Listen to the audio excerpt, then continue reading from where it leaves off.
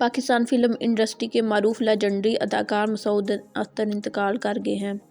ان کا انتقال پھیپھڑوں کے کینسر کے باعث ہوا۔ 5 ماہ قبل ان کا بیٹا بھی اسی مرض میں انتقال کر گیا۔ نجی ٹی وی کی تفصیلات کے مطابق ان کی اہلیہ کا کہنا ہے کہ مسعود کی طبیعت شدید خراب ہونے پر ان کو جمعے کے روز گنگا رام ہسپتال میں داخل کروایا گیا تھا۔ یہ کئی دنوں سے کھانا پینا چھوڑ چکے تھے۔ ان کی نماز جنازہ آج بعد نماز عصر لاہور کے گلشن راوی میں ادا کی جائے گی۔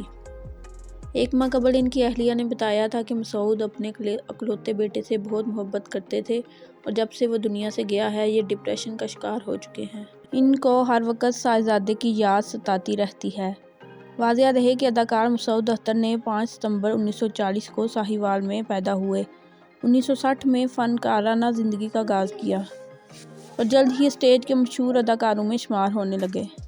ان کے فن کو نکھارنے میں نذیر بیگم نے بڑا نمایاں کردار ادا کیا۔ ٹیلی ویژن کے متعدد ڈراموں میں بھی کام کیا، چند فلمیں بھی کریڈٹ پر ہیں۔